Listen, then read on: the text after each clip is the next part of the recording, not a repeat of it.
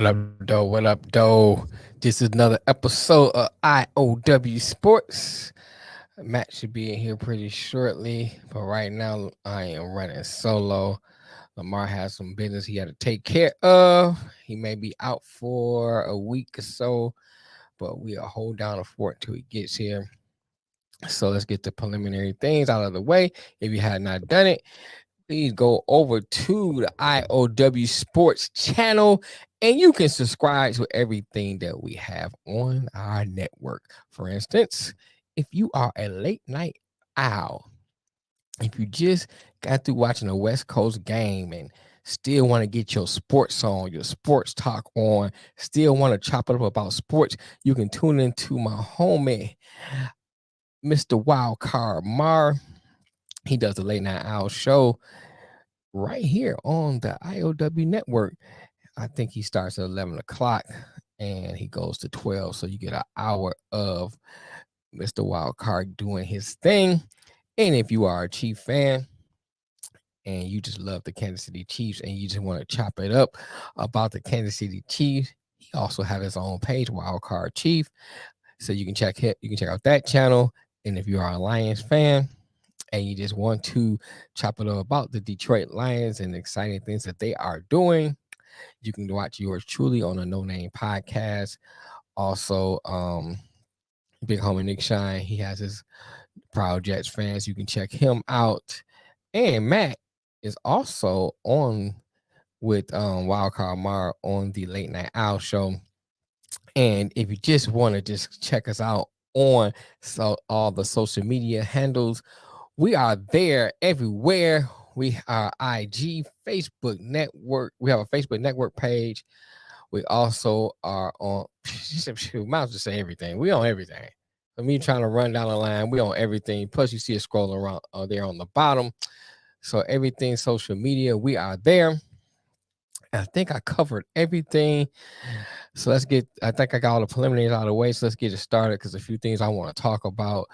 And, I want to try to fit it all into the show. I hope y'all have a great 4th. I know the 4th is tomorrow, but some are celebrating today and some celebrate this weekend. So if you have celebrated already and still celebrating, have a long weekend of celebrating. Happy 4th of July to you and happy celebrating, but be safe. Do not drink and drive. If you drink and drive, just don't get caught. All right, now we got that out of the way.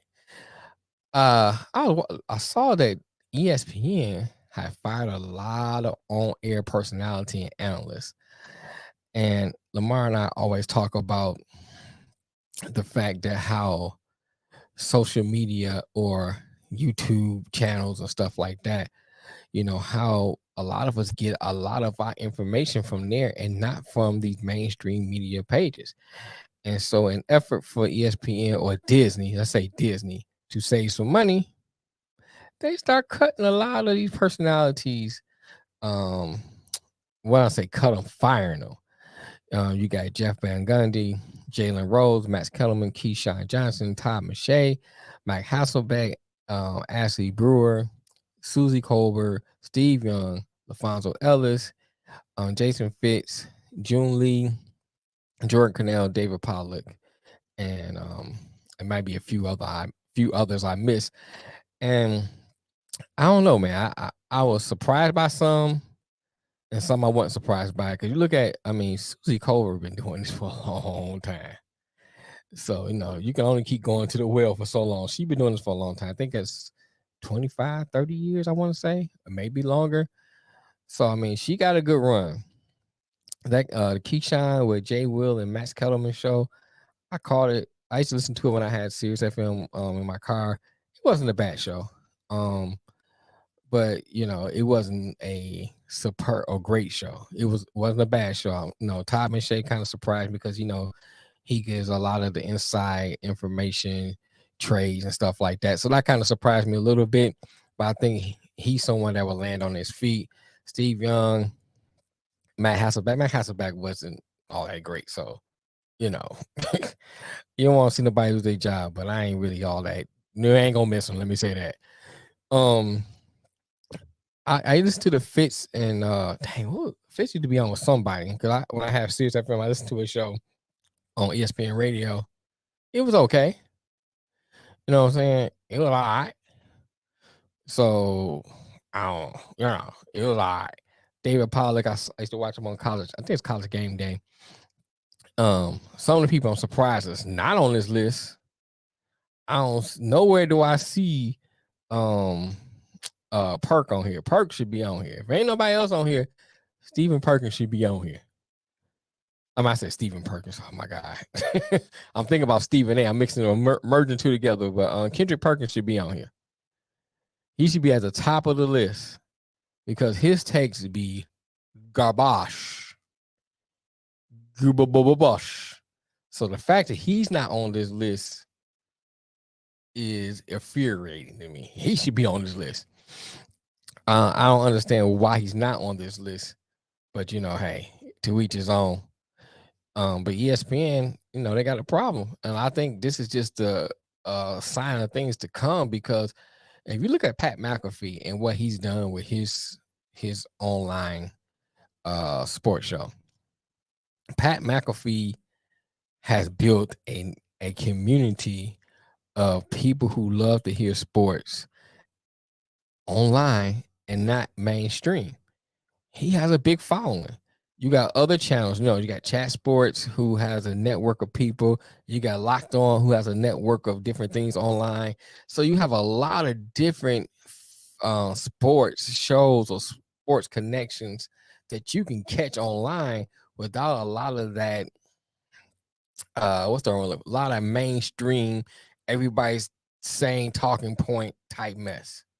So I think with that emerging into the online community, you might start seeing Fox Sports doing the same thing.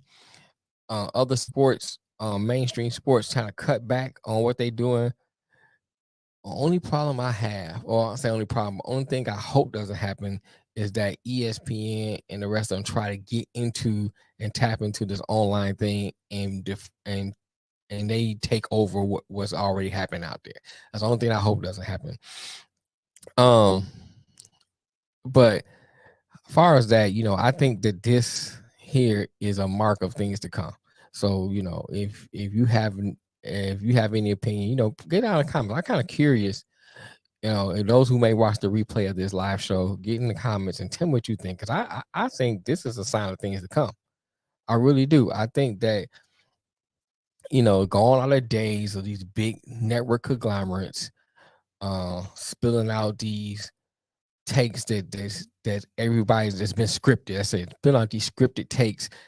People are tired of that, and shout out to Man Down Podcast. That's and I brought Mel's show up because Mel's another show that if you tune in online and watch, you're gonna get a great breakdown, especially of NBA. You don't get a great breakdown of what's going on in the NBA, a great take.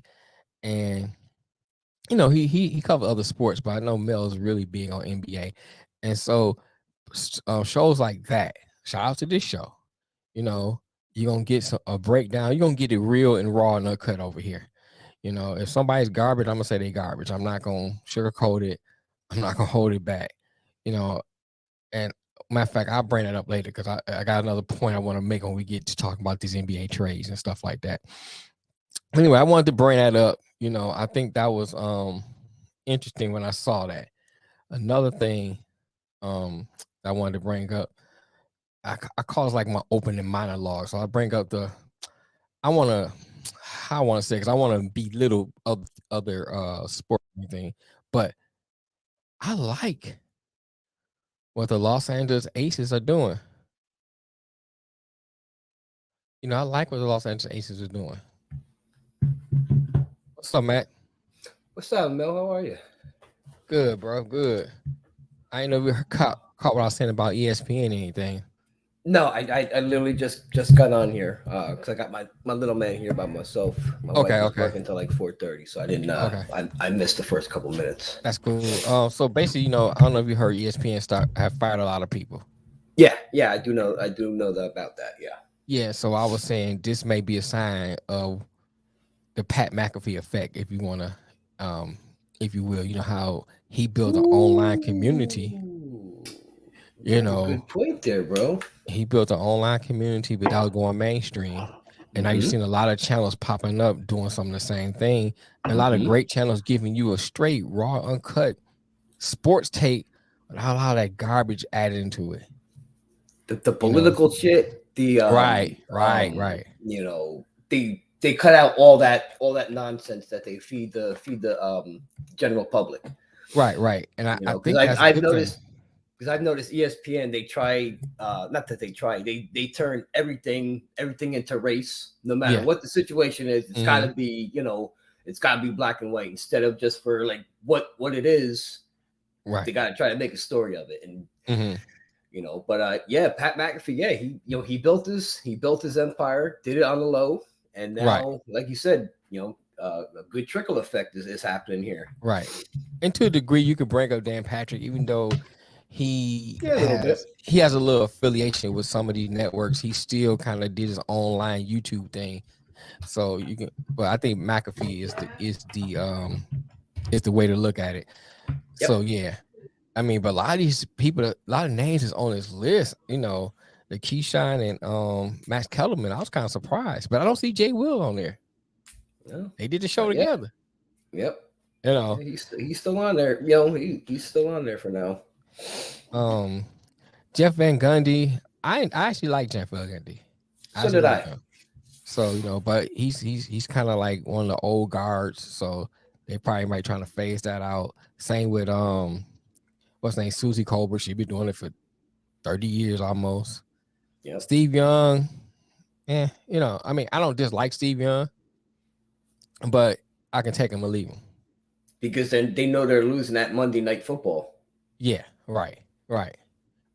And then So David Pollack, he does the college game day. mm-hmm.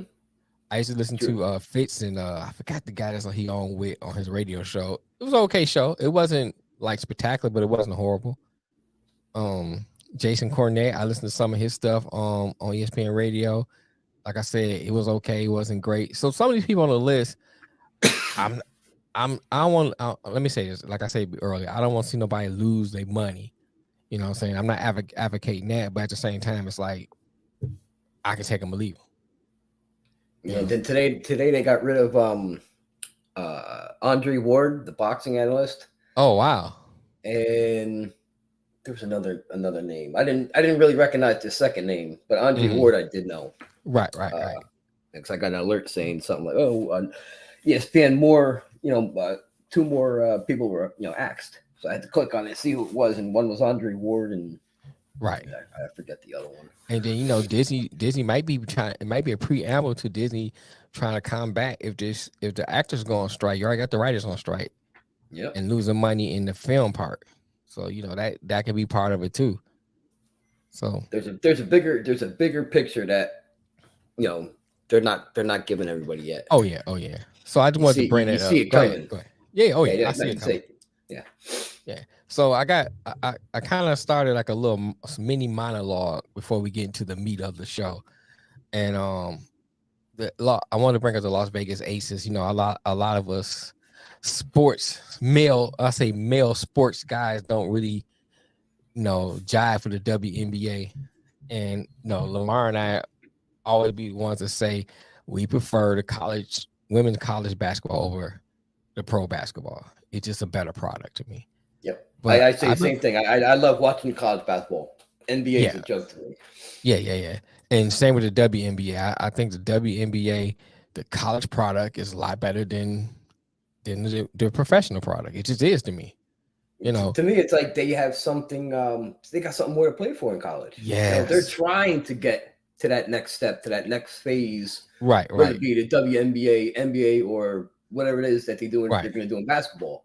So they're giving. I'm not saying that they're not giving it their all in the pros, but once they get to the pros, it seems like they kind of all right. Let's put the foot on the brake. Put the foot on the brake a little bit, and now my career is starting. So let me let me start over a little bit and slow it down, Right. and try to have a longer career.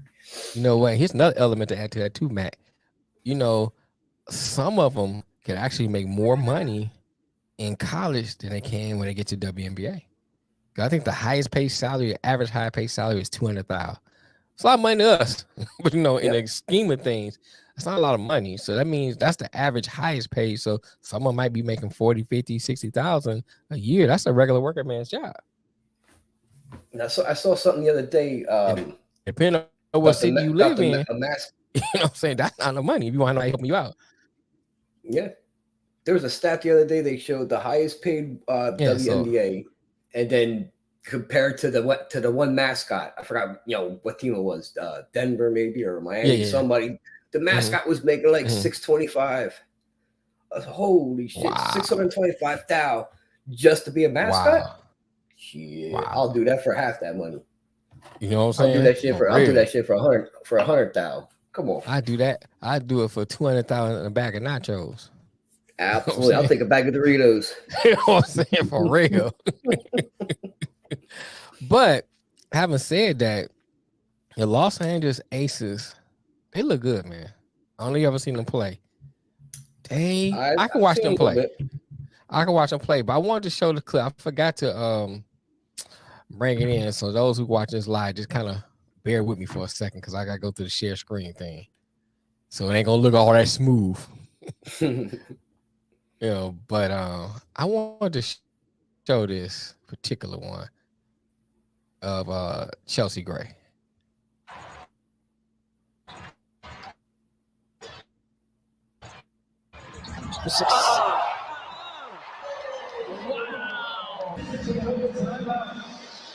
Oh, she had to put so much on it.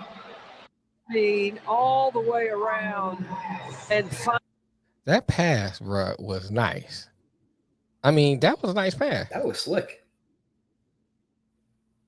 That was a nice pass, man. And she did another one like off of a bounce pass, man. I was trying to find that one, but she, not just Chelsea Gray, but they have, I think, matter of fact, if I'm not mistaken, out of the starting five, she's the only one that's not a number one pick. They have Asia Wilson, who giving you 18, averaging 18. You got Jackie Young, Kelsey Plum, who is I think that's Waller's wife, and you got Candace Parker on that team. They got a great team, bro. They starting five. They beating teams by 30 and 40 points every night. Easily. I think I read a statistic like in 12 games, they outscored their opponents 194 points. Like 15-1 now. I know they played the New York Liberty not long ago, maybe like 2 weeks ago. Dog walked them. They was hyping that game up, because Liberty got some firepower finally. Oh yeah. And the Aces dog walked them. Like it wasn't even close. So I think they got a good product there in Vegas, man. And I think that if the WNBA can replicate that product, I think they get more viewership. Because I can watch that.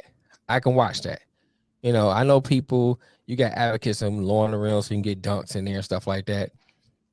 They may help, you know what I'm saying? They're not discounting that. Her Marcellus Wallace Wiley say that, and a couple other people say, I think Tracy McGrady had mentioned that at one time. And I don't disagree or discount that, but that product there, I can watch that. That's a product to watch. Right, that's something you can watch. So I think they need to replicate that some kind of way, figure out how to get competition like that on the court night in and night out. And I think they can solve some of the issues, the money issues that they have, because now as a young lady watching that, and then my dad sees it, he comes to the games with me, and he's like, oh, I can watch this. He gets interested in it. Now he wants to buy merch. Now he wants to, buy other products as far as and he wearing Liberty jerseys and Suns jersey and Aces jerseys and Mercury jerseys and so forth and so forth. Those jerseys are being bought, which creates revenue. stuff like that. That's what they need to focus on. Replicating that product. That's a great product. And then, shout out to Vegas, man. They building this, making a sports city. That's gonna be dangerous, bro. Man, you look at, and we go. The Golden Knights is a great product. They get the A's, and they can turn the. They just won. Right, they just won. They can turn the A. They can turn the A's around, and make that a great product, and just make the Raiders watchable. You know what I'm saying? Just make them watchable. You got a great sports city where every sport, top and bottom, is something to watch. Yeah. I think, hey man, shout out to Vegas, man. I like that. I like what they're doing. Basketball coming next. Yeah, man. Yeah. They can get an NBA team there, man. It's going to happen. Hell yeah. Now that you got a football team there, you just brought a baseball team where you're building this big mega goddamn stadium for them. Right. And if you could get pro basketball in there now, because you got hockey, women's ball, right. Pro ball ain't gonna be too far behind. I agree, bro. I'm sure they already talked that too. I'm sure it's already. I'm sure they did. I'm sure they did. On to your subject you love, but I kind of put this in MLB into a form of a question. Okay. That we're gonna discuss. Sure. So you got the Texas Rangers, who's number one in the AL West. You got the Atlanta Braves, who are looking hot. Atlanta's the best team in baseball. Man, they got the deepest roster. I know they don't have as good as a record as Tampa Bay, but Atlanta's got the best team. Yeah. They do. I agree. I mean, if you look at what the Rangers did, 2021, they think they lost 102 games. They brought in what's the young kid they brought up? They brought up Ellie, but they brought up someone before him. Well, let's back up. They brought Marcus Semien in. Then they brought they signed Semien. They signed Corey Seager. Right. I think they brought John Gray in as a middle relief, and Perez, I'm not mistaken. Yep. And then later on, they brought in Baldy. And who else did they get? They signed DeGrom, but he's out for the year. And, DeGrom. Yeah. Next. Well, that ain't no surprise. I mean, Jonah Ham. I'm Ham. I keep calling Jonah Ham. I'm thinking about somebody totally different. Hi. Josh Young. So they got a good team. The pitching, they can stand it. If they get DeGrom back this year. No, he's done. He's done for the year. Yeah, he's done for this year and probably half of next. He got Tommy John done. He forever getting hurt. But I do like. I mean, Garcia. I think he leads the league. I don't know if he leads the. I don't know if he leads the AL or he leads the league in RBIs. I think he got 36 RBIs. I have to look it up. So you have the Rangers, who 2021 looked abysmal. Now you fast forward to now, they're looking like one of the highest teams in baseball. You got Atlanta, who would look like one of the deepest teams in baseball, and then you got Cincinnati. With they got Ellie over there. Yep. If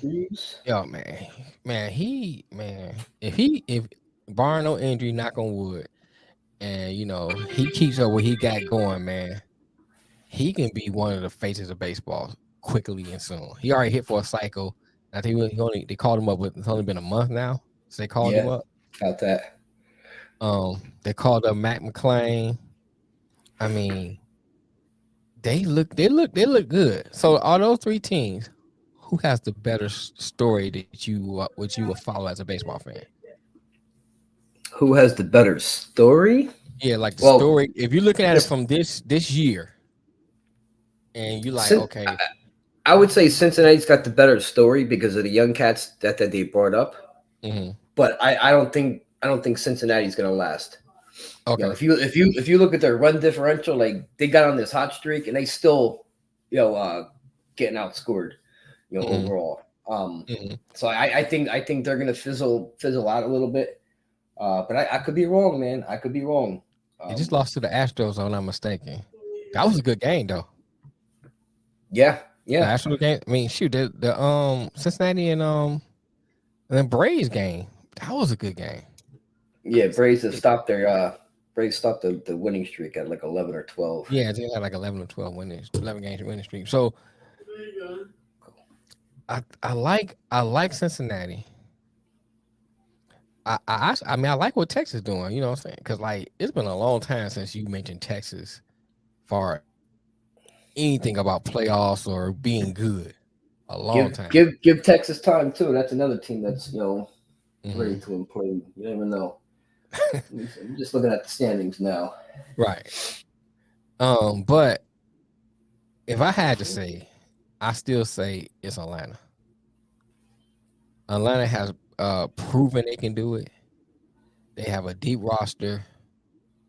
I mean, just Acuna Jr. by itself, he's a hot talent down there in Atlanta. I mean, they got other players too, but I'm just, what I'm saying, I'm just looking at what Atlanta has done prior to this and what they're doing now. I have to go with Atlanta if I out of those three. I need to retract my statement because Atlanta has the best record in baseball. Oh yeah, they overtook Tampa Bay. Yep, they're 56. Okay. They're 56 and 27. Tampa is 57 and 30. Okay. So they're up 3 in a loss column on them. Okay.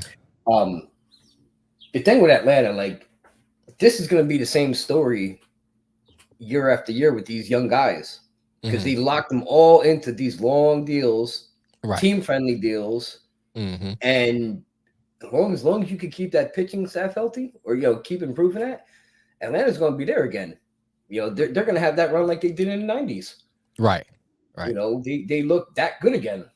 They don't have the big three dominant pitchers like like they did, but they do have Strider. They do have what the fuck's the other guy's name? Oh shoot! Hold on, I already wrote it down. I was trying to, because I be trying to keep up because I forget. No, I did. I wrote down Strider's name. I ain't write down nobody else. Yeah, but I mean, yeah, Atlanta's a good story, and like I said, I think this is a story that you're gonna keep hearing about, in in years to come, because they're just, I mean, between Acuna, Albies, Riley, yes, Matt Chapman they picked up to replace Freddie Freeman. Yep. Or Matt Olson. Matt Olson they picked Matt up. Olson, yeah. Olson look good too. He's been playing well. Yeah, the catcher's playing good. I mean, the whole goddamn team is playing good. So if you're looking for a storyline, Cincinnati's a good storyline right now, but by the end of the season, yeah, it's gonna be Atlanta. If they're not being talked about, I mean, Atlanta's being talked about, but not as much as they should yet. But you know what? You know what though? If you look at Atlanta, because I remember last year, everybody's hyping up everybody else. They gave Atlanta a little props, but it's hyping up everybody else outside besides Atlanta. They won a nice little run. The year before that, same thing. And it's like, what is it about Atlanta that people continues to overlook them? I don't know. I really can't even answer you on that one because I don't get it. Yeah, I don't either, man. And it's here's the thing too, Mel. Usually Atlanta starts off slow. Yeah. And then they pick it up once it starts getting warm. These mugs came right out the gate, within like 3 weeks, they started playing good ball. And they have not turned it off since. So yeah, they're gonna be a problem. Storyline, Cincinnati right now. Overall story, Atlanta. Right. Definitely. All right. You see, Clayton Kershaw made his 10th All-Star game. Okay. So Kershaw. I mean, I don't have a problem with it. He's got good numbers this year. Yeah, he's got good numbers. I don't have a problem with it. But in that vein of the All-Star game, who do you think is your biggest snub that didn't make it, didn't get it? Biggest snub? Yeah. Wander Franco comes to mind. Okay. He's the first one that comes to my mind.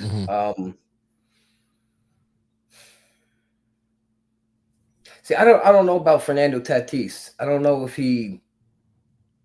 I didn't look at his numbers, but with him being out and then coming back, uh, he could be a name that you mentioned that didn't make it. There's a starting pitcher. Oh, kid from Seattle. Oh yeah. Starting pitcher from Seattle that didn't make it. They chose Luis Castilla, a more household name over this other guy, and this other guy's got like a little bit better stats than him this year. But snub, Wander Franco. I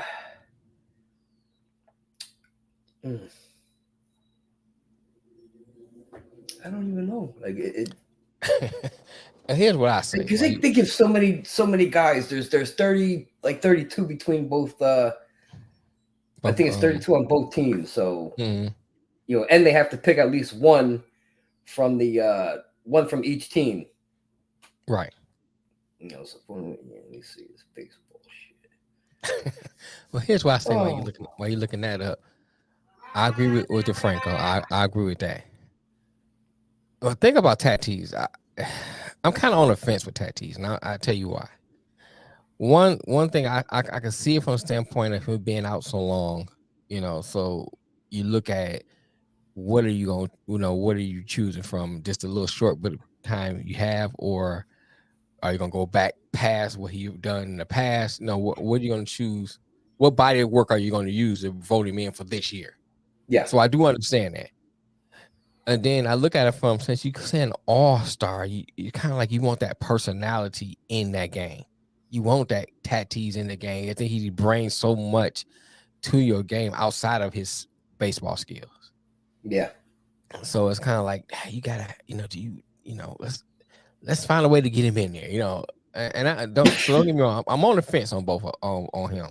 But one thing I thought that would have been a nice, and it's a long shot, but put De La Cruz in there.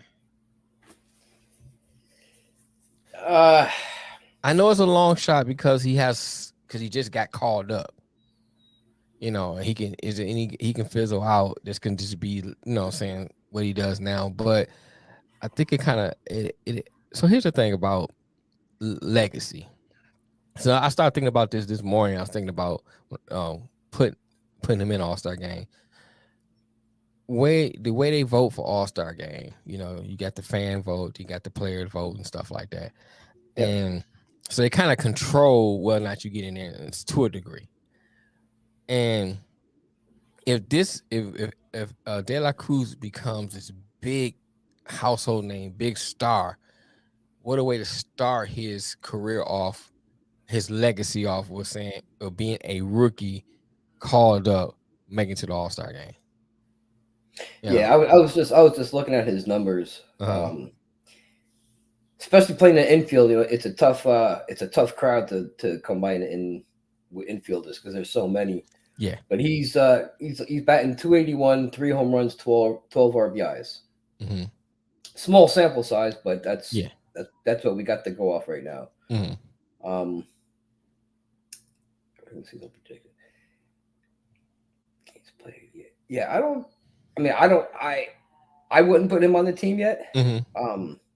I understand. You're looking for that power and that the stardom. Yeah, but I don't think he has deserved it yet this year. Yeah, and I don't have a problem with that. I would just throwing him out the wild card.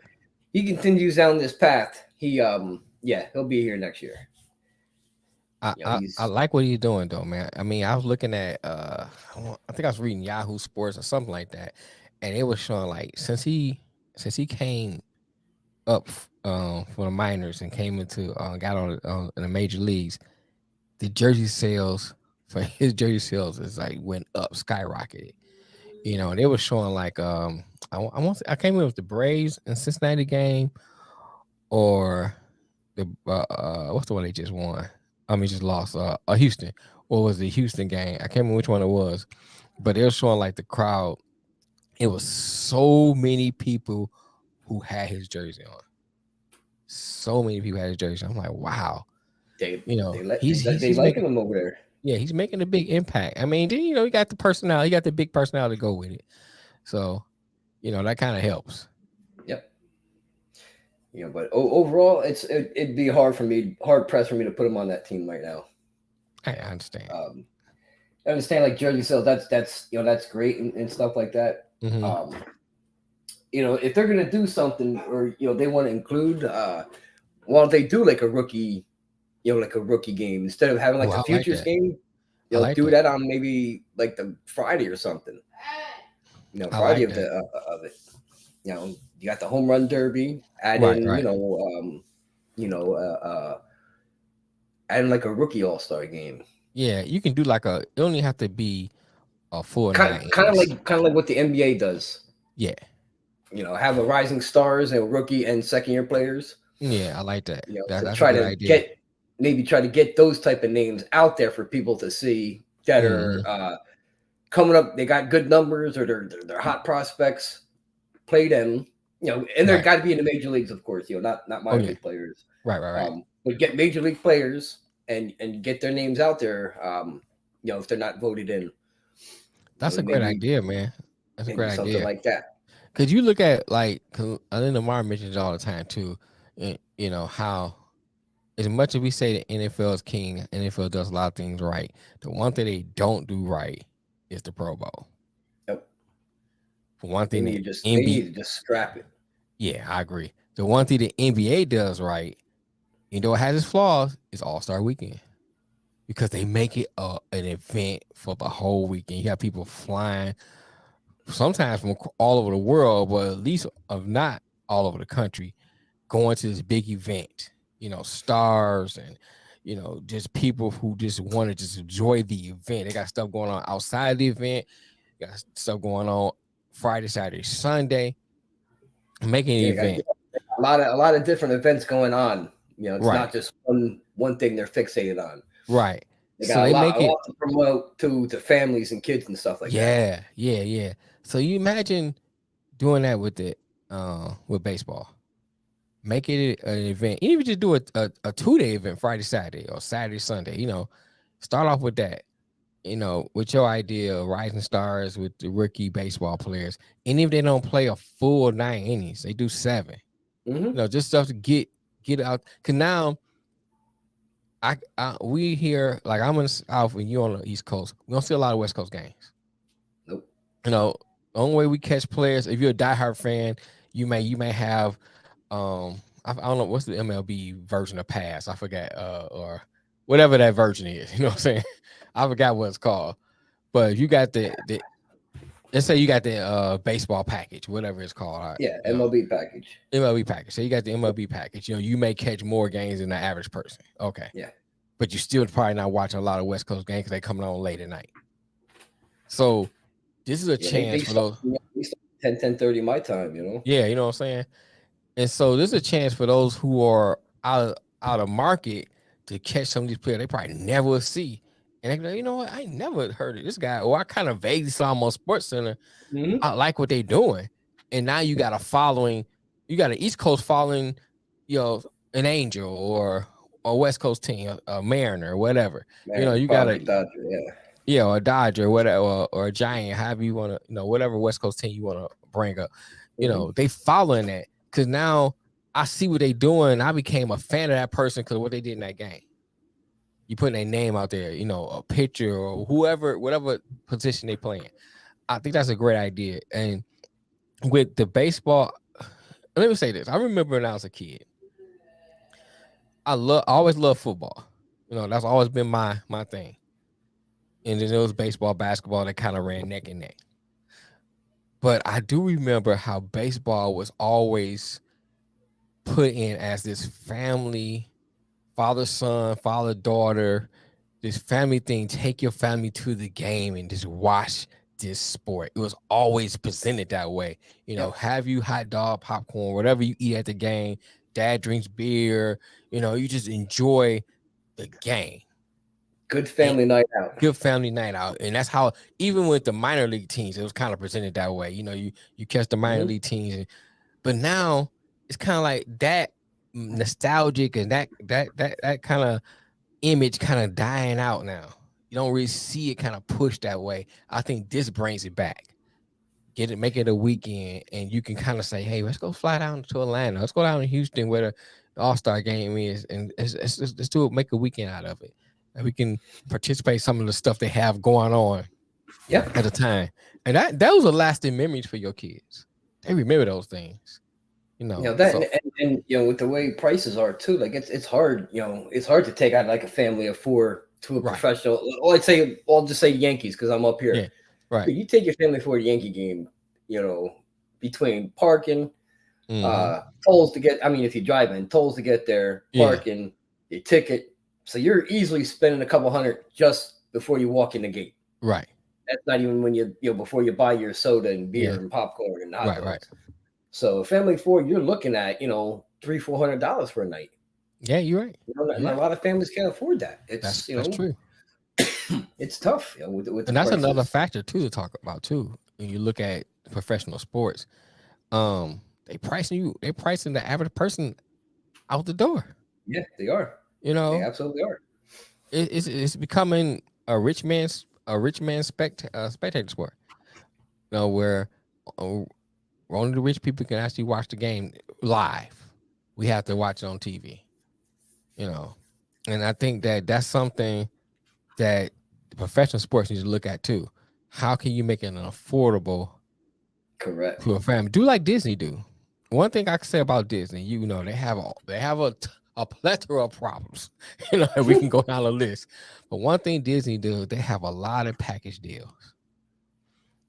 And so you can actually, call up Disney, they give you a package deal, and you can pay on that package deal for a year or whatever. Now, of course, you're not paying on a baseball game package deal for a year. No. But you can do it, say like with the All-Star Weekend thing, you can say, hey, what's coming up, and when it's coming up, because it comes up the same time of year. The year before, hey, look, I want one of your package deals, and a family of 4 can pay on the package, almost like putting your tickets on layaway, and pay on that package and make it an event. And that's one of our vacation spots. We know that this time of year we go on vacation wherever it is. Say it's in Houston this year, right? Am I right? Is it Houston? Yes. Yeah. So let's go down to Houston. Visit some museums, whatever they got down in Houston. I've never been to Houston, so I'm just guessing whatever Houston has down there to offer. Or only steers and queers come from Texas, right? Or go down to San Antonio and visit the Alamo. Make it like and just kind of make it a vacation. Yeah. Yep. And it's something you can kind of do. It's affordable for the family because you paid on it. You didn't come out your pocket, directly for it.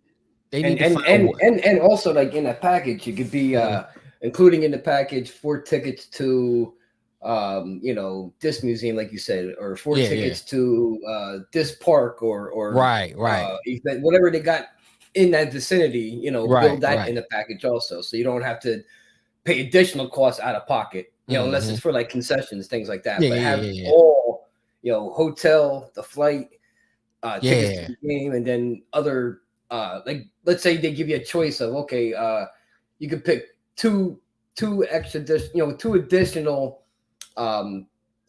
events to attend outside the All-Star game. If you want to go visit the Alamo, that could be built in, or you want to have a choice of them to choose from, not giving, obviously can't give everything, right.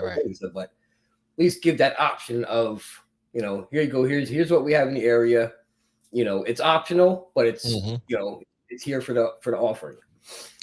Yeah, man. I think that baseball need to do that, man, because once this generation goes, bro, I don't know if the next generation really gonna be able to carry the sport.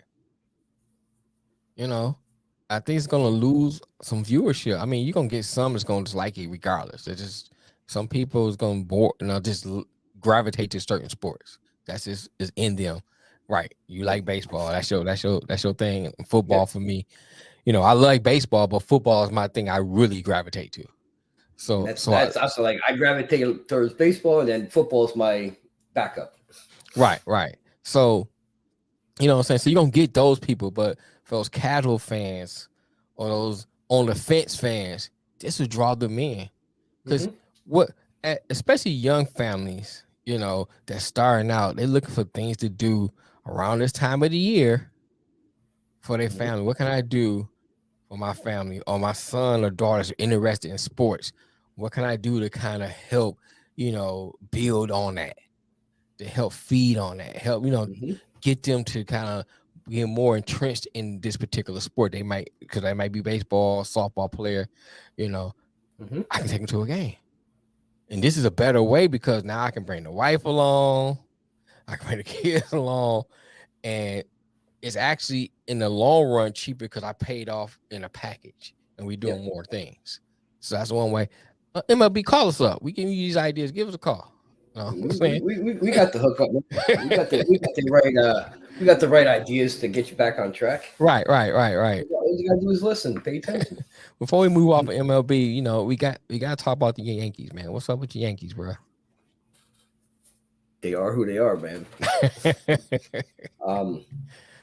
And I'm not using no excuses, because injuries is a part of the game. So I'm not even going to sit there and say like, oh well, what if? No, because I understand it. Just losing Aaron Judge alone and not replacing, at least trying to replace that in your lineup, right? Bro, they're rolling out a team that you're lucky if you could play 500 ball with this team, because they are at times they are horrible to watch. Yeah, and then there's other games that they actually look like a ball club. But when you got guys, half of your team is batting around 200, and you're getting no run production from nobody, you're gonna run that, you're gonna play that middle of the road baseball because you're not that good. You got a couple bright spots, you got a couple guys that are doing pretty good, but overall as a team, they are not playing up to their potential, and they're gonna have to go out and get it back. They have to. Yeah. They have to. They're getting Carlos Rodon back. He's starting tomorrow. Tomorrow, Wednesday, he's starting against the Orioles. So he's coming back. He'll be the first start with the Yankees. He was their big acquisition in the offseason. Lefty starter, all-star. Right. We'll see what he could do. But overall, as a talent standpoint, they don't have it. They do not have it this year. They're kind of like getting by. Rolling out Josh Donaldson, dude's batting $130. You're rolling out Stanton, dude's batting like $190 something. Right. And these guys, they're not performing. They're not swinging the bat. They're not doing anything. So you're gonna come to a time where, and that time's coming soon. Are you gonna punt the season away, or are you gonna be buyers and try to make this work? Yeah, man, I agree with you on that. I think what that they have is just not a good product. It's not what I'm used to seeing when it comes to the Yankees. I mean, don't get me wrong, there were some bad years. You know what I'm saying? So I'm not saying the Yankees didn't have bad years, but when Papa Steinbrenner was alive, he would do something. He would make changes. Like, you know what? This ain't working. Let's make some changes. Well, no, and he lived and died by those changes. Whether they worked or didn't, but you still seeing the fact that he made an aggressive effort to make a push for the playoffs every year. Yeah, George would not stand for this. Yeah, right. His son Hal is not. Yeah, his son Hal is not him. His son is more, the more reserved. Let's not panic and jump to conclusions real quick. But the more he's sitting back, man, they ain't getting closer to winning the World Series. Right. They're not. I mean, they're spending money, but they're putting a winning product out there year in, year out. But are you putting a championship quality out there? And that's the key. And that they are not. That's the key. When you're dealing, and I said this before, and I think Lamar had mentioned it too, when you're dealing with certain franchises, there's a different standard. I mean, that's just the way it is. We can say you can argue whether it's right or wrong, but that's just how it is. when you're dealing with Yankees, when you're dealing with even to a degree the Boston Celtics, when you're dealing with the Lakers, when you're dealing with certain franchises, there's a different expectation. There's a different thing that comes with carrying that moniker, with carrying that logo on your chest. It just comes with it. So you can't go by the standards. Nope. Because the standards is not what this team stands for. You have to be above those standards. And so, sitting back and waiting and sitting back and say, okay, let's not panic. Yeah, that's cool for and whoever listen, I'm not shitting on nobody. I'm just using an example. That's cool for the Orioles. That's cool for the Blue Jays. Hell, that's cool for the Tigers. That's not cool for the Yankees. And I've had this discussion with people, because there's people out there. Oh, you're a Yankee fan. You expect like the winning is what they say, right? Mm-hmm. I'm like, you damn right, I expect them to win. I'm not saying I expect them to win a World Series every year, right? But when you spend that much money, for your payroll, you have high expectations for your team, right? And then I get the pushback. Oh, well, you seen them win the titles in the '90s. Yeah, but I also saw them in the '80s when they were terrible. Mm-hmm. So I saw both sides of it. Right. I've seen the bad and I've seen the good. Mm-hmm. Right now, they're kind of like just middle of the road. In the middle, just moseying along. And really, Matt, if it wasn't the Yankees, it wouldn't be as much complaint. This would be a good Brewers team. You know what I'm saying? Mm-hmm. This would be. You know what I'm saying? Hell, this is good. This is a Cincinnati Reds team. I mean, give or take a few players, but still, it's a good product. It's just not a Yankee product, and I think that's the difference. Yep. And I think a lot of people, who are not fans of the team will look at it like, "Oh, y'all complaining this and that." It's not a complaint. It's just reality. When you're looking at sports, let's say it like this, and I just complained about ESPN getting political, but here's my thing. Let's look at it like this. And you in corporate world, I work in corporate work, in a corporate environment. A lot of times you see, and it's changing, but you do see a lot of male dominant positions in the corporate world. And we can argue whether or not that's right or wrong, but that's the reality of what it is. Now, how do you fix it? Now you can go, we figure out ways to fix it, but that's the reality of what it is. Mm-hmm. Now going back to the Yankees, that's the reality of being a Yankee. This is what we expect. This is what it is. And arguing about standard. Yes, a standard you gotta uphold. A standard you gotta uphold. And that's the issue that I have with this team. It's not what I'm used to seeing. It's just not. Nope. We can go back. And it's like I said, it's not that I expect them to win the World Series every year. It's not it at all, because I understand any professional sport is hard, hard to win the whole thing. Right. But the money that you spend, like you just said, Tigers, Royals, if you see a low payroll, you're like, all right, you're not expecting much from that team. Right. They might you might have over expectations, but when you see that, you're like, they got a young team that, not gonna be too good this year. Mm-hmm. But then you see a team with a payroll of 200 million, you're expecting, some star power. You're expecting a lot of high percentage wins. Right. A lot of and it's not there. It's not there with this team. And I don't know if they're gonna get back there, with this owner. He's just and that you bring up a great point, bro. That's another point to look at. To me, it just doesn't seem like he's trying to win a World Series. Since I'm not in the market, I don't really see a lot of the coverage of the owners and the GM and stuff like that, except what they might put on, except for the little snippets you see on ESPN and newsreel, stuff like that. So a lot of times when you in that market, you see a lot more than people outside the market does. But I'll say this: I don't know what type of personality that Steinbrenner has. However, he needs to put someone in that's with him or in the organization that will help push him to that. One of the things I said when I was in management or on businesses that I have ran and stuff, I like to put people around me that's gonna push me. People around me that's I'm gonna learn from. People around me that's gonna help push the agenda forward. And because if you have to, first of all, you have to be secure in who you are. Before you do that, you have to be secure who you are. Then once you are secure, you are that. Then you put those people around you that help push the agenda forward. Mm-hmm. That's what he needs. He needs someone. He don't need a yes person. Nope. Because he doesn't have that. He's got plenty of them. Right. He doesn't have that George Steinbrenner attitude. So you need someone that's gonna push you and say, you know what, you're gonna need to do this because this is not gonna work. You know what they really need. What's in my opinion, what's ruining baseball? Analytics.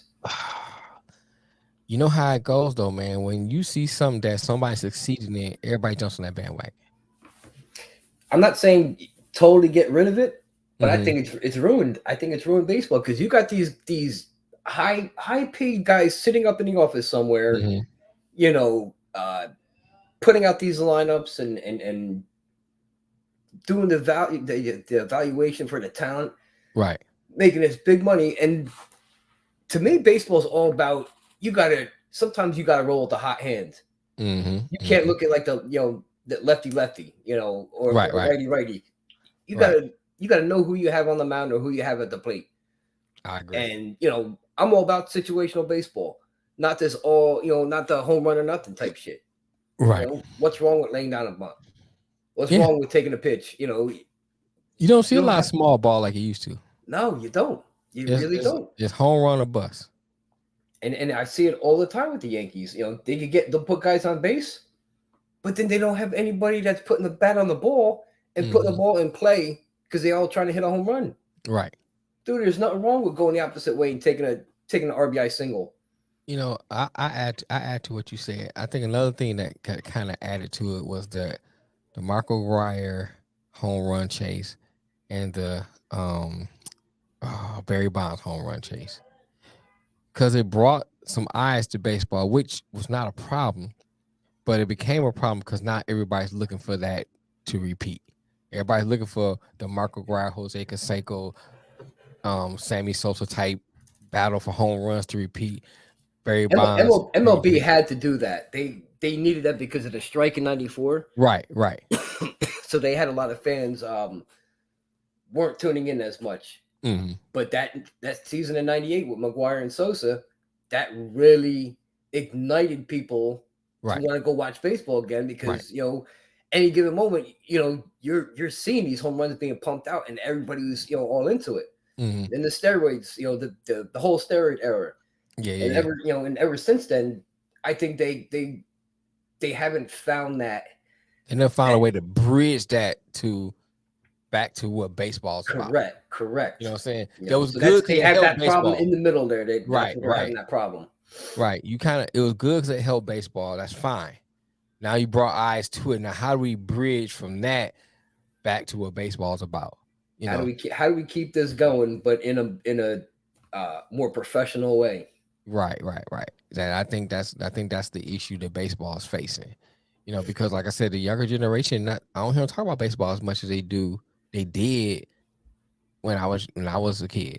When I was even younger, you know what I'm saying? I just don't hear them talk about it as much. And I work at jobs where I'm around a lot of younger generation. And you just don't hear them talking about it like that.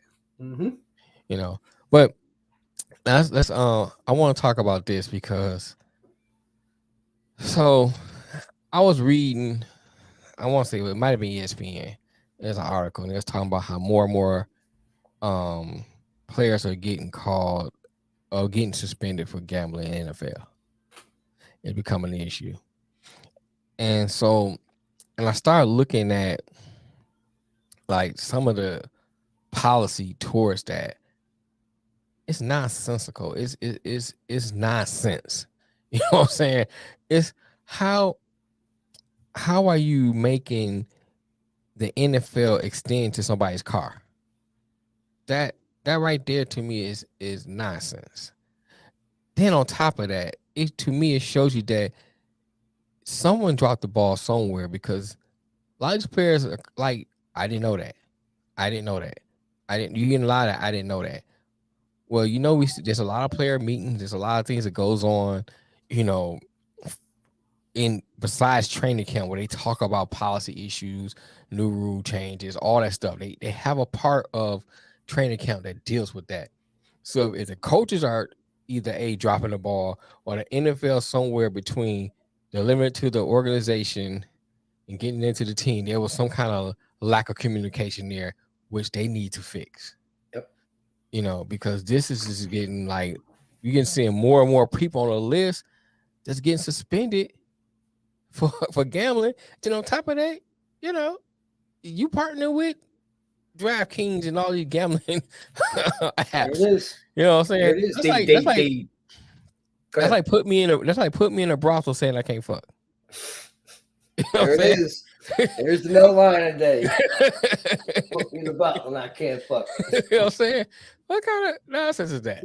That's nonsense, bro. The NFL, like you just said, they partnered with FanDuel and DraftKings and BetMGM and all these other sites. Right. So they're pushing the gambling part, promoting it more than anything. And then at the bottom of the screen, you see a little tiny thing. You have a gambling problem, call 1-800-GAMBLER. Right. You're legalizing gambling in most states now. Like, if you ain't gonna allow your players to gamble, you need to put something in place so these players know, like, Oh, we're gonna talk about that too. Oh, Matt. What they can or can't do. You know what I mean? Because like you said, a lot of guys are popping up, betting and stuff. Oh, you can't do that. Well, yeah. Why not? I didn't know it was legal. Nah, you still can't bet though. It's like telling me, and I tell my wife all the time, like, about the weed. Like, it's legal here in Jersey, and I got my card. What do you worry about? Right. I don't give a fuck what other people think. I know why I do. I don't do it just for the enjoyment. Like, I do it for medicinal purposes. To get rid of pain and deal with life. Right. But like I said, if you're gonna legalize something, you're gonna have to deal with the repercussions after. Yeah, and this is one thing that's happening now. With these dudes getting suspended. Like you just said, make it clear. Can't bet on league. They are Yeah, I know that part, but here's my thing, Osman. It's like this: you getting too many players saying they don't know. So to me, there's some kind of communication lost there. And then to me, the policy doesn't make sense. You telling me, if I'm on my way to a practice in my car, your boy call up, say, man, hey, I got a line on the Yankees playing. I got a parlay in the Yankees and Red Sox game. That's like a good parlay. Let me go ahead and hit that up before I get to the game. And you bet on that. That's considered gambling to them. You can't do that because you're on your way to an NFL event. If I'm at a hotel and we're not playing the game over with, I want to relax. Let me turn on DraftKings right quick and see what they got. I can't do that. Then, if I'm giving a speech, off season, talking about CTE. I'm giving a speech talking about CTE off season, and I go back to my hotel. That's considered gambling, and you get suspended. I think that's idiotic to me. And then in the same breath, you pushing these gambling apps and gambling. You know what I'm saying? To me, gambling platforms, that doesn't make sense to me. I'm with you. Don't gamble on NFL. I'm with you on that. That I can give you that. I'm cool with that. But don't make the policy so strict that it's just ridiculous. Rules are rules. I think they are a bit, but understandable. Yeah, see, I look, man. I understand rules are rules, but there's some rules to me rules are made to be broken. Rules are, to me, the rules that don't make sense, and they need to be revisited. Yep, that's my point.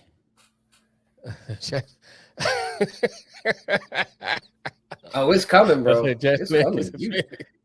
You watch. Once Aaron Rodgers blows his knee out, on Hard Knocks, you'll see.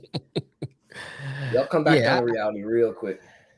But to another point about that too, it's got to be somewhere where there's a line of communication that has been dropped, because there's too many players. You can't tell me all these players are rebellious and say, I'm gonna do what I want.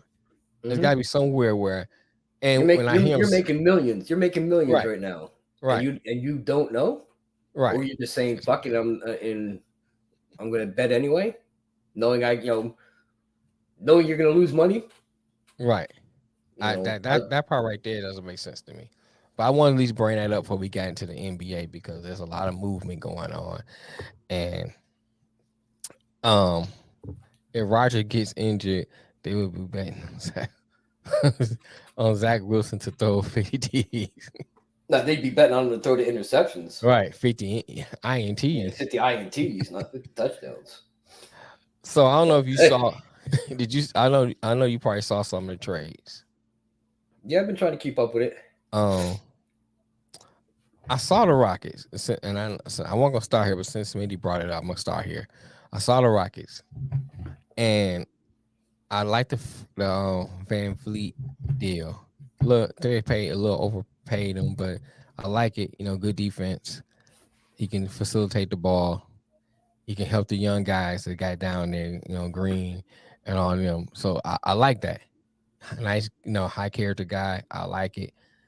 I mean, I heard some people touting how good a shooter he is. He's an okay shooter. He's not a great shooter. He's an okay shooter. But you have people on that team that can score. So it's, for him being a great defensive player and be able to pass the ball, I think that's a good fit. That kind of got. I'm sorry. What'd you say? Year than Aaron Judge. Yeah, I said he's making what's crazy about that Van Fleet contract. Mm-hmm. He's making more money a year than Judge. Right. I mean, it's a good story because he's undrafted. What I'm saying? That's a great storyline. So I'm not knocking him on that. And I don't. As a matter of fact, I don't have a problem with the trade itself.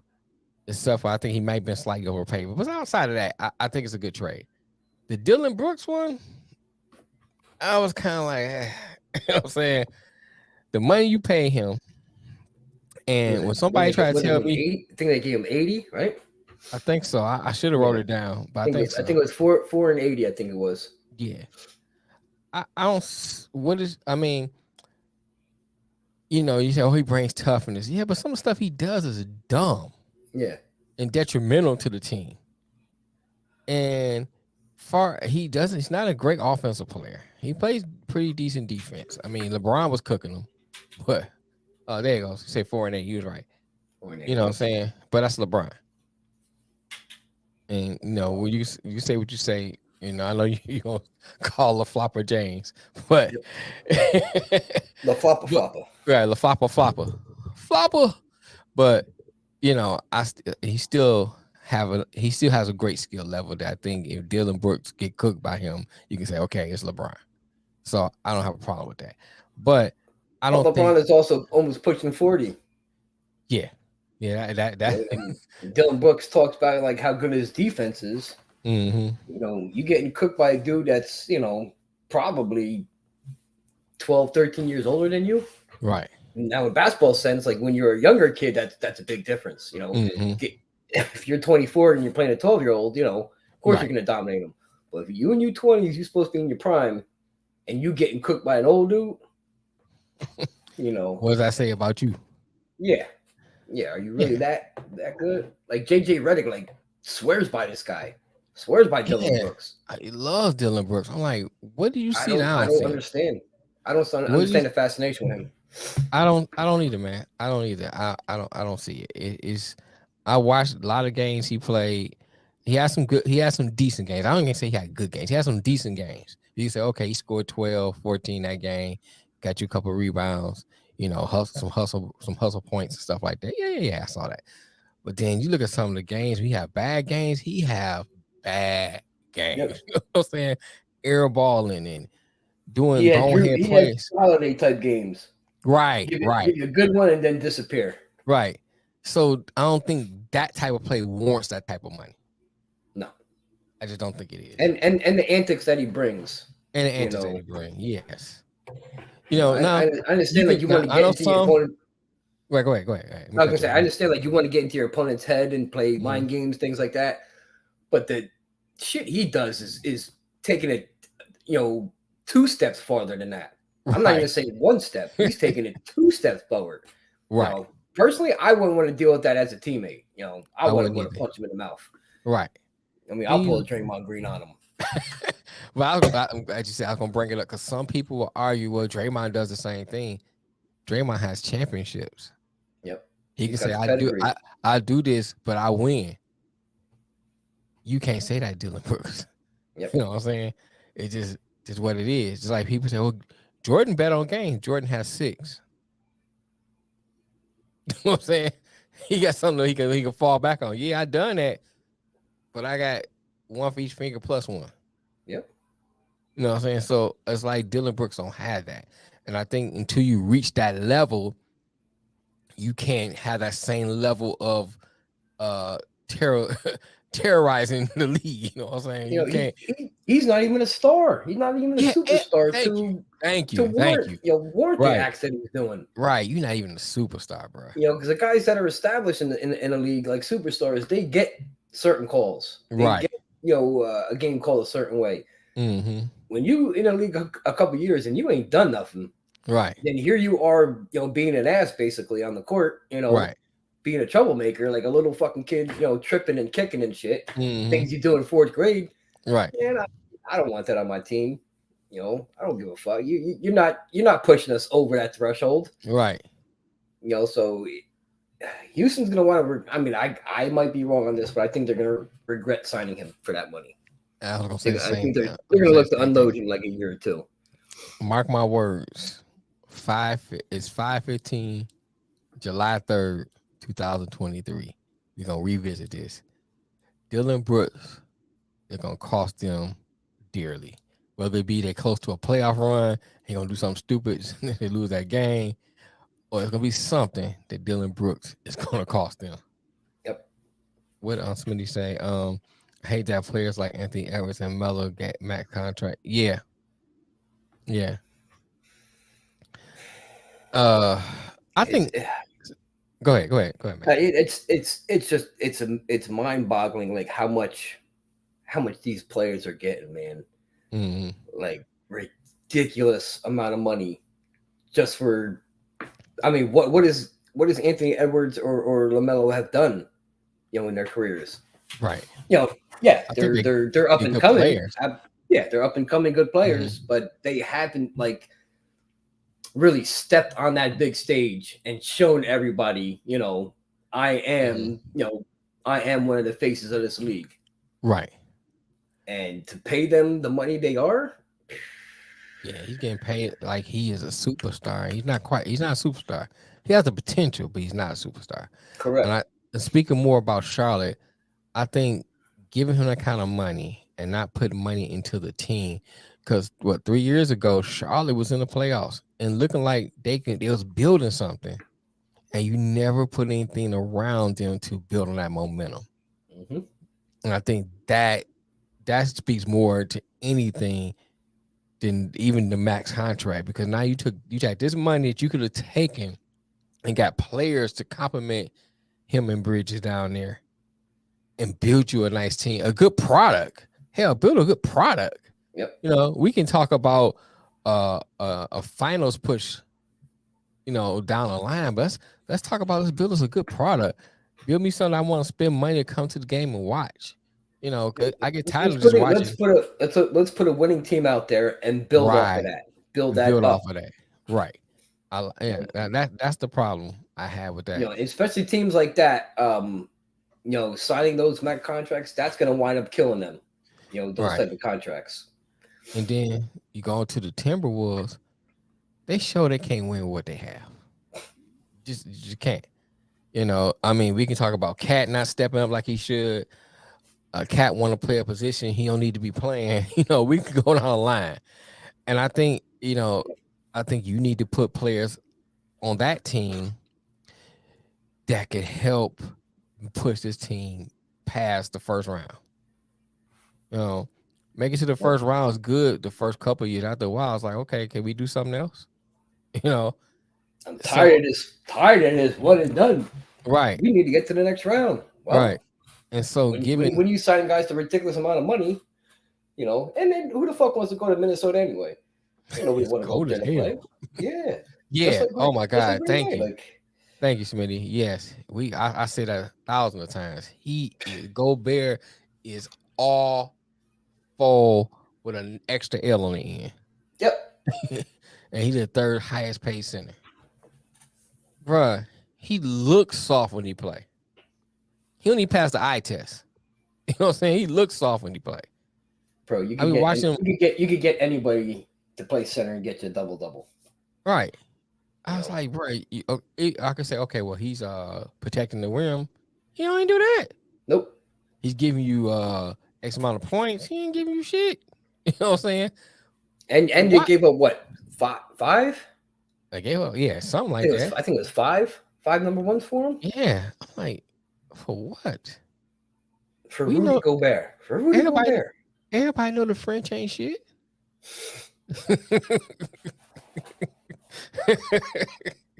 They don't win wars. They don't win shit. All they gave us was the 5 mother sauces and good bread. Oh my goodness. That's it. Okay, I'm sorry. And they gave us the beginning of culinary. So they kind of start culinary in a organizational type standpoint. After that, that's it. You keep giving us this bullshit product over the United States and calling them basketball players. Take that shit back. We don't want that. You know what I'm saying? For real. Trying to push that on us. Don't push that shit on us. We got our own problems over here. We got hell of problems over here. You know what I'm saying? We don't need Gobert. No, keep that shit over there. Keep that over there. You know what I'm saying? Yeah, I don't understand that, bro. I don't. I just don't understand that. Other noteworthy things, the Kings re-signed Sabonis. I don't have a problem with that. I mean, they did pretty good last year. They got a good, solid nucleus. Keep it together. I like that. So yeah, I like that. Build off of this season. Yes. You know, even though you got knocked out, in the first round by Golden State, you had a very productive season. Mm-hmm. You know, it wasn't expected. Right. What are you going to do in year 2 now? Right. I like that. So it's not a bad signing. It's not a bad signing. Eric Gordon to the Suns.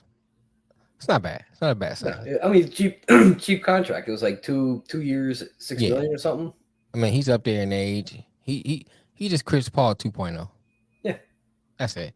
You know what I'm saying? So you kind of replace your Chris Paul. He probably score a little more than Chris will.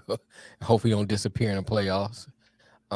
If y'all stay healthy, you might be a decent push of what you have over there. So it's not a bad. I have a problem with that. Russell Westbrook, we up with the Clippers. I don't know why. Again, they got him for shit. Yeah. 2 years, $8 million. The Clippers need to figure out what they're gonna do with Kawhi. And PG. Or MPG. Are they going to just tear it all down and rebuild? Go get somebody to get rid of. I always say this in every sport that I talk about, even in business. When I talk about business, you got to get rid of something while somebody still want it. If you wear him down and no one wants him, now you basically sitting with a Yugo. Nobody want that shit. You know what I'm saying? Mm-hmm. While he still has some good trade value, somebody will pick him up, give you something for him. You need to recognize what you have. Okay, we tried this experiment. Sell high while you can. Right. We tried this experiment. It didn't work. Kawhi can't stay healthy. PG on like he's staying healthy. Let's start all over.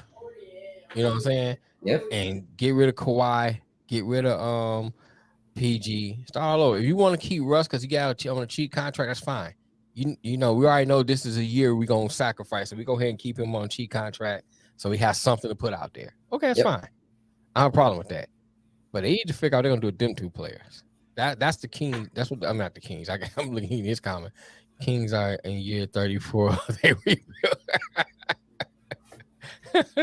Hey man, sometimes it takes time to rebuild. That's it. It takes time. That's it, man. The long race. Atlanta made a couple of moves. Ty on Washington, Usman, and I got somebody else.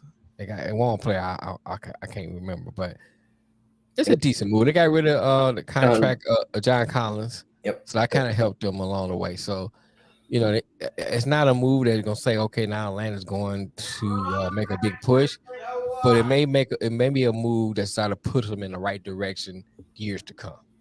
Mm-hmm. So I don't have a problem with that. That wasn't bad. The Lakers did some interesting moves that Lakers fans will say, "Oh, this is our year for what they seen." I say pump the brakes on that, but I will say this: if everything of all the stars in line, everything fall in place, what they have, they may make a good push. But then you have to make sure. I mean, the players that they have are good supporting players, are good role players. But your foundation, LeBron and AD has to stay healthy, and LeBron just has to just be able to make it through the year and be able to have enough stamina for the playoffs. You know what I'm saying? Those things have to line up. What do you guys? They're basically running it back. That's a good question, Smitty. I answer that in a second. Go ahead. They re-signing Hachimura. That's a good move for them. Mm-hmm. And then they picked up the guy from who was it from the Heat? Yeah, Vincent. Gabe Vincent, was it? Gabe Vincent. Okay, Gabe Vincent. That's a pretty good pickup for them. That's a good pickup. They got the shooting because that's what they needed. So they got outside shooting. Didn't they resign Schroeder? No, they got rid of Schroeder. Schroeder went somewhere. Where did Schroeder go? Dang, Schroeder went somewhere. I have written it down. I don't know what the hell I did with it. But Schroeder went somewhere. But yeah, they got some decent moves. I think they got my man from the Suns. It's a good backup. He's not a shot blocker, but he's a good backup to kind of go in and while AD's resting and stuff like that. So I like some of the moves they made. So I'm not. If I was to give it a grade, I give it a B plus A minus. It fits that organization. I think when you give out grades, you have to look how that organization is built and what fits that organization. I think what they did is good for that organization. So I don't have a problem with that. Now here's the thing. Well, I'm gonna answer Smitty's question. What I put on my hot dogs? If it's grilled, I like it sometimes just mustard and onions. Me being from Detroit, we eat like natural casing hot dogs and coney chili. And so sometimes I just like the natural casing hot dogs and a little coney chili and mustard and onions. I'm smooth. Every now and then. I'm good with chili. I'm good with chili. That's it. Yep. All right. Yep. Yeah. I don't do the mustard, ketchup, onions, all that shit. I don't like ketchup. I don't like ketchup on my hot dogs. I don't know why. me either. No, that's a no for me. Ketchup and fries, I'm cool with. Ketchup and cold ketchup and hot onion rings, smack. You know what I'm saying? I'm with that. But yeah, my hot dog, I'm a good mustard, onions, and chili, and I'm good. But if it's just a plain hot dog, it's not a natural case hot dog, it's not a grilled hot dog. If you like old fashioned boiling it, sometimes I like mustard and relish, sweet relish. But that's like the sweet relish is one of those things I want on occasion. Ooh, he said, are you saying you put mac and cheese on your hot dog? Or what kind of mac and cheese do I eat? Well, you got to clarify your question before I There you go, yep. You know what I'm saying? But hey, mac and cheese is so good. I'll eat on a hot dog. I'll eat on a hot dog. Is this the right hot dog? You know what I'm saying? The right hot dog? Man, let me tell you something, bro. Some of them Detroit Kowalski natural case hot dogs. I'll eat me some mac and cheese on that. See, over here we got Best, and we got what's the name of the hot dog, baby? The hot dogs we always get Sabrett's. Brett's. I heard of Brett. Yeah, Sabrett's. Yeah, I heard of them. Yeah, they good hot dogs. Mac and cheese on a hot dog for sure, but it's going to be home with shell. Oh, with shells, bro. Ooh, I don't know about that. I'm a big macaroni and cheese guy. So yeah, food. I got you. Nah, one of the viewers, Smitty, he was saying about putting mac and cheese on the hot dog. Yeah. I But he tried said them. that he was saying like with homemade shells. I don't know about shells. Like Here's I my would go. thing. Now I had to take you and Nick out of the equation because y'all not quite as y'all more black than y'all white than me. But most of the white folks I run into, they eat that noodles and cheese sauce macaroni and cheese. I don't count that as macaroni and cheese. That's just me. When I think about mac and cheese, I think about that baked mac and cheese that my great aunts used to make. You know, you putting like cream and butter and eggs in and baking it together, you know, with cheese. That's macaroni and cheese to me. The shells and noodles noodles and cheese sauce. That's something you eat as a snack. I'm gonna throw those together right quick. That's just me. That's just me. But other notable things in the NBA. Let me make sure I got all the trades out the way. Oh yeah, Dame. So Dame is still out there, and Harden is still out there. I like Dame to the Miami Heat. I know. He said I have cheese sauce, so flavor.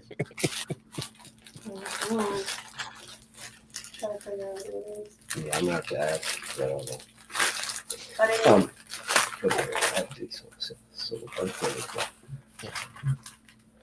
But yeah, so get back to the NBA, man. There's two things I want to talk about, and then I'm gonna bring up this rule change, and then we'll probably get up out of here. But Dame, where does Dame go? From what I've read, Portland isn't going to so much cooperate with where he wants to go. Yeah. Miami, if Portland wants star power back, Miami don't have that to offer. That's true. Who you gonna get? They've made it clear like they don't want Tyler Hero. Yeah. They made it clear they don't want Duncan Robinson. Right.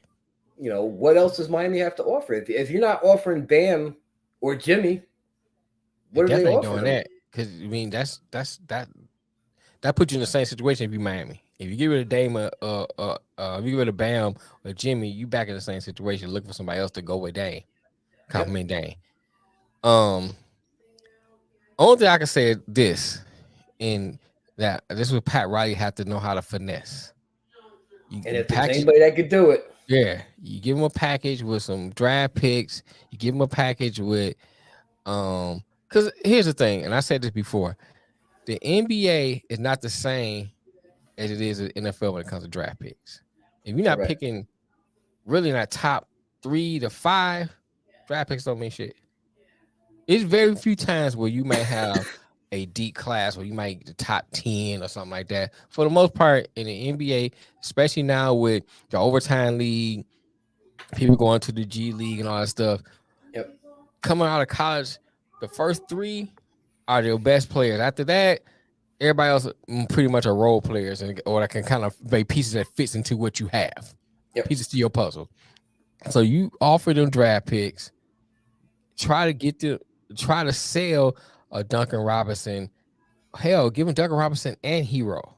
Try to sell them as, hey man, he could shoot, man. They can, sell that with your draft picks because you can pick up another role player that's a shooter to replace one. All you need to do is replace one.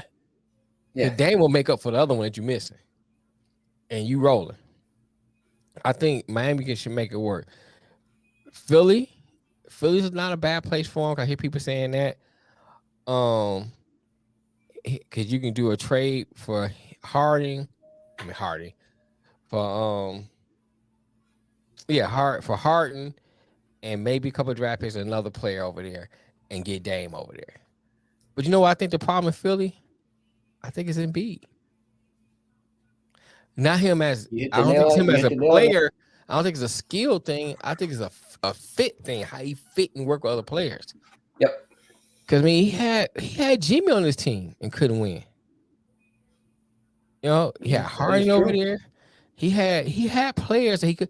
Imagine. Okay, let me say this, and this people hear what I'm saying before y'all comment. Hear what I'm saying before y'all comment. When he had Ben Simmons over there, Ben Simmons was in a perfect situation where he was at. You know what I'm saying? For what they asked him to do, for what he need, what he had to do over there, he was in a perfect situation right there. Outside, we can talk outside of Ben after that. But I think when he had Ben over there and the rest of the roster around him, he had a good situation and still didn't win. Now you come and you got Harding over. I keep saying, well, okay, James Harden. I want to call him Harding, but James Harden. You had Harden over there and still couldn't win. And the way Maxey was playing, Tobias Harris was playing, the way Curry is playing, you had a chance to win. I mean, to me, if you put that Philly team on paper against that Milwaukee team, they match up well. I couldn't win with that. They had their shot to knock Boston out this year. Yes. You was up 3-2 playing at home, Game 6 at home, and you couldn't get the job done. Yeah, I don't see Philly progressing with this team. Yeah, I don't either. I don't see it happening. And Embiid is part of the problem. I think it is, man. I think it is. I think it's more, and this is just me outside looking in. I think it's outside of a skill thing. I think it's more of how he fits and interact with the players on his team. I mean, you see how many times he threw players under the bus. I think that you look at those little sometimes. Well, I think I was talking to my sister about this one time. No, I was talking to this lady at my job about this. A lot of times when you dating somebody, right, you see those red flags, but you ignore them for whatever reason. Whether like she got a nice ass or whatever, or he has a good personality, whatever it is that attracts you to that person, you ignore it because of that attraction that's drawing you. Yep. Same thing. Embiid is showing those red flags, but the fans are ignoring it because of what he does on the court. The team is ignoring it because what he might bring skill wise to the team. Those red flags are there. Y'all need to address those red flags before you move forward. Before you keep bringing player after player, you're dumping parts into a car that need to be fixed outside those parts. I think that's Philly's problem. So I think you're using used parts on a used car, but the used parts don't go to that car. Correct. Oh well, it's similar. Well, we'll put this in anyway. It'll work for a year, year or so. Right. You're throwing a Band-Aid over it. Yeah, absolutely. That's exactly what you're doing. Mm-hmm. Putting a Band-Aid on it. Throwing a Band-Aid not addressing the real problem. Right. So I think that's one of the issues over there in Philly. It wasn't Doc. Now you got rid of Doc. You got another coach in there. So then when you lose again, you're gonna get another coach. I mean, just the same, you have the same common denominator, with all this whole scenario. It's Embiid. It's Embiid. I mean, kind of like Harden though. Harden's the same way. Oh, Harden's the same way. I mean, I think Harden is the same way. And I think that's why when I saw him go over there, I said they two pieces of pie. No, and I'm talking about personality wise, two peas in the pie. They have problems playing with certain players. They just don't mesh well as a teammate. They good for pickup games because you ain't, what I'm saying, you pick up games, y'all gonna play, and then after the game over, I go my way, you go your way. But when you need a team that you're gonna mesh with for years to try to build a championship, they just don't mesh well. It just don't. No, you're absolutely right. Certain guys just don't fit the scheme, Right. You gotta either change the philosophy or move off. It's no problem saying you ain't do it. You have made a mistake. Move off before it's too late. It's not that they made a mistake with Embiid. It's just it doesn't like his his style of play just doesn't fit what Philly's trying to do.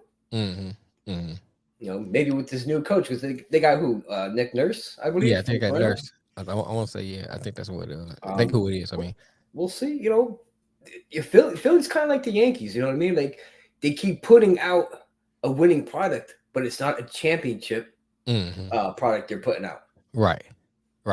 So, Right. I mean, that would be like, I mean, at least the Yankees won in the past, but in comparison to today's game, that's the way I would Yeah, I don't compare think those. Philly won since what, Doc years? Last time they won 80 was 81, 80, 81, yeah. yeah, something like that. Yeah, that's last time they won. And they thought they was gonna run it back when they got Barkley. They ain't do it. But where did Harden go? Where you send Harden? See, here's the problem Philly gonna have too. Philly wants so much for trading Harden that it's like you're not gonna get that. No, you're not getting back MVP James Harden. Right. You know, you're getting this step back flopper type complain to the ref, sit back and instead of going on defense, you argue with the referee. The balls, your team gets the rebound, you're down court already, cherry picking. Right. You're not getting that elite Harden no more. So the price you're putting on his head for, these other teams ain't gonna. I mean, I personally wouldn't, give up much for him. I wouldn't either. Especially what they're asking is ridiculous. Like, you're not going to get that back. Right. Unless there's somebody stupid and desperate, you're going to be stuck with them, man. And we're looking at you, Jordan. Yeah. he might do it. As great as a player he is, owner, hurry up and get out of there. When does the seller team go through? Before the start of the season, it should be by in July now. It should be by like September, I think. Oh, okay, yeah. So he can't mess it up no further. Okay. Yeah, he's already relinquished most of the team. Oh, okay. He still has a little piece of it, but he relinquished most of it. All right. The last thing we're gonna talk about, because you kind of alluded to it. So the league is talking about voting on the flopping penalty. And they talking about giving a technical free throw if you flop. The rule prior to that, I think it was like the original rule was first time's a warning, second time's 5,000, third time 10, fourth time 15, and then fifth time 30 grand. Which I didn't like that rule because it's like, here's the thing. If I'm making that kind of money, who flops? Mostly the all-stars. They're making that kind of money. That's a drop in the bucket. I mean, I ain't counting nobody's pockets, but for the most part, it's a drop in the bucket. So if I can flop and take a chance to flop and get us the ball or whatever, you're not deterring me from flopping because you're not really costing. I'm not really costing our team anything. It's costing me personally, but I'm not costing the team. Now, you add the technical to it. Now you costing the team points potentially because the other team has to make it. But now you costing the team points. You lose the game by 1 point. And you got to remember, the more once you accumulate that certain amount of technical, then you get game suspension, 2 games suspension, right? Is down the road. Yeah. Right. So something stupid you do in game 2 could turn out to be something bigger, in game like 71. Right. So, excuse me. I like the idea of giving them the technical free throw. I like adding that element to it. I think they should implement that. And it makes the game better without all that flopping, bro. I mean, some of that stuff is like, come on, bro. Because they've already changed the rules so much for these young guys. Back when we was watching basketball, it was 2 steps. That was it. Yeah. Now you get 3 steps. Then Euro step, and a jump step. Like, right, you could literally take 4 or 5 steps, and according to NBA, it's legal. Bruh, I was watching. I know this is actually a WNBA, but they do it in the NBA too. But I was watching one of the WNBA games. She gets the pass, bruh. She literally did the Michael Jordan from the free throw line, but she ran. I was like, bro, this is traveling. What we doing here? She caught the ball on the free throw line, didn't even put the ball on the ground. Just kept on going. And didn't jump. I was like, that wasn't even a Euro step. You know what I'm saying? That might have been an Australian step or something. That wasn't no Euro step. That's something you see in like grade school. Right. I was like, what is going on? dribble. That's like we used to play Nerf ball, and I used to air dribble. Oh yeah. That was one of them things, man. I was like, what is this? But I seen it in NBA too. I just seen that recent. That's why it came to mind. But they are changing the rules so much that you are making a defective product. Yeah. So yeah, you need to get rid of flopping. Flopping ruins the game, bro. It ruins the game. Because here's my thing, and I'll say this full disclosure: if you play on my team, win a playoff series, and you bump me a little bit, and I sell it, I don't have much of an issue with that to a degree. But if I barely brushing this air, and it's like, come on, bro. Yeah. Come on, bro. You know what I'm saying? Now it's getting out of hand. You look at somebody at LeBron size, 6'8", 270, right? Built like a fucking brick house, right? Then you see a small guard, 6'2", $195, right? Brush up on him, and he's hitting the deck like right, like he just got hit by a refrigerator. And then on top of that, he jumps up, doing that. It's like, come on, man. Come on, man. We saw what you're doing. Like, don't you know there's cameras everywhere? Come on. And then you playing in slow mo. Possible. Yes. They're gonna catch you. Like, they're gonna catch you. If you, like you said, trying to sell a call, and then overselling the call the way they do, ridiculous. Yeah, it's two different things, man. It's two different things. I think they need to clean it up some, clean the game up some, bring back. I won't say bring back the old game because. So I'm a big component of things must evolve. I'm a big component of that.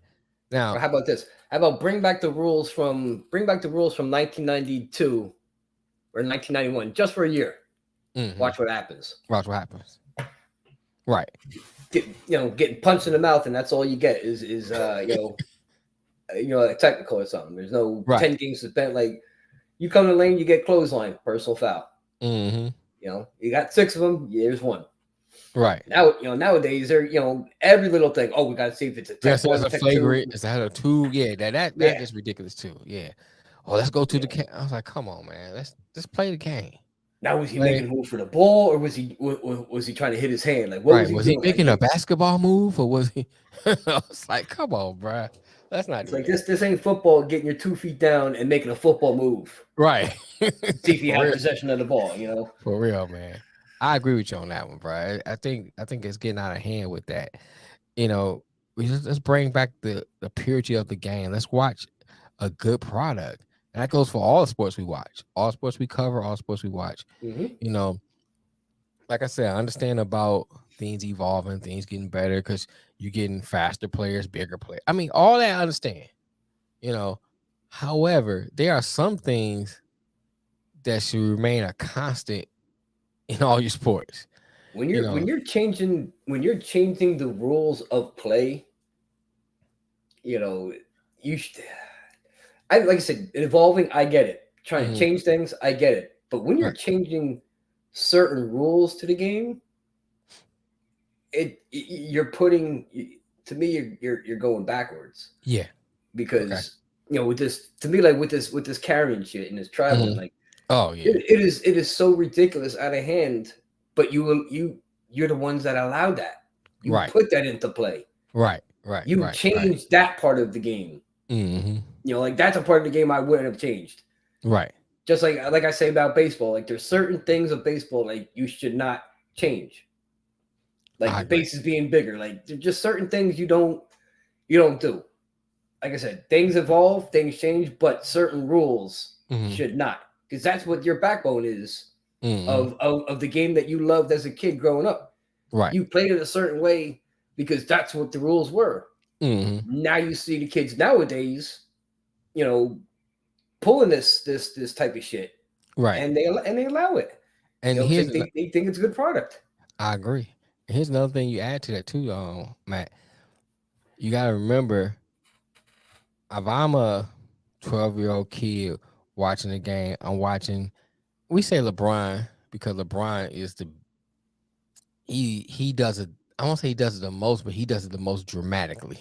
Yeah. You know what I'm saying?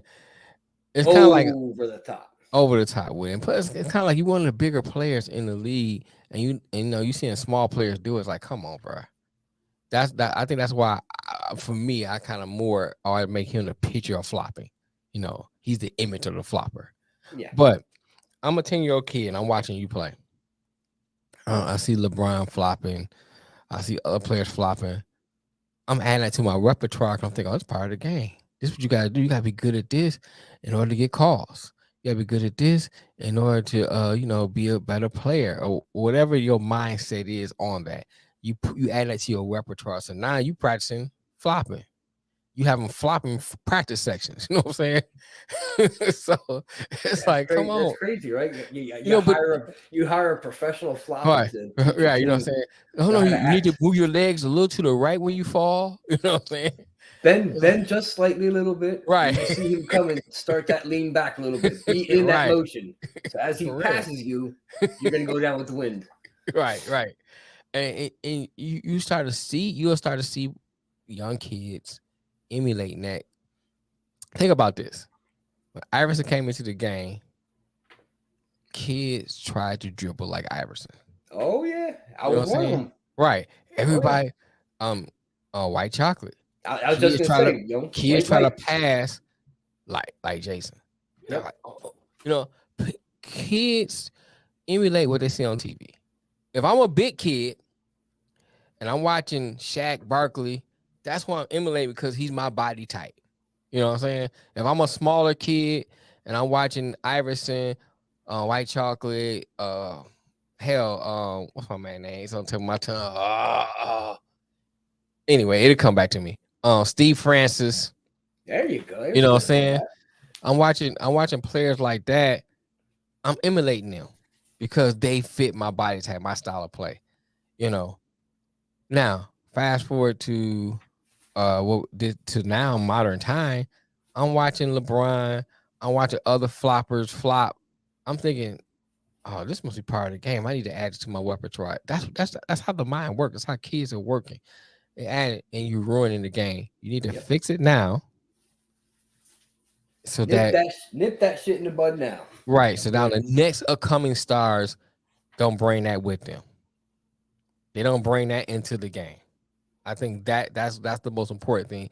You have a responsibility, NBA, to not only protect the integrity of the game, but protect the integrity of the future players coming to the game.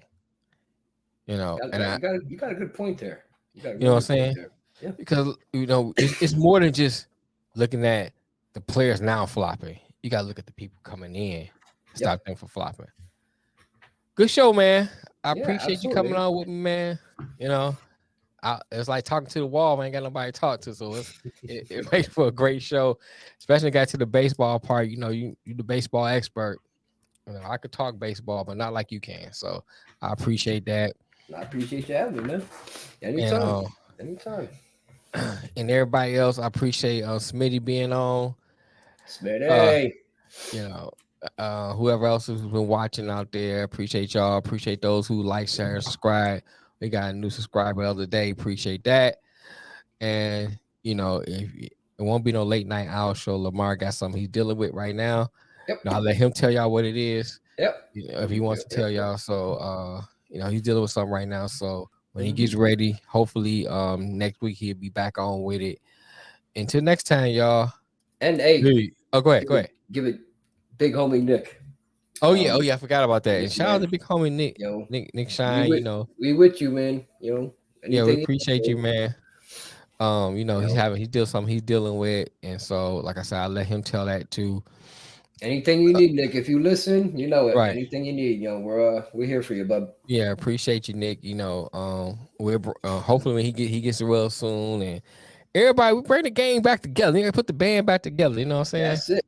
You know what I'm saying? Get the gang back together, man. Van Halen got rid of David Lee Roth. You got Stevie Hagar now. Stevie Hagar, there you go. Anyway, we appreciate y'all. Until next time, peace. Peace.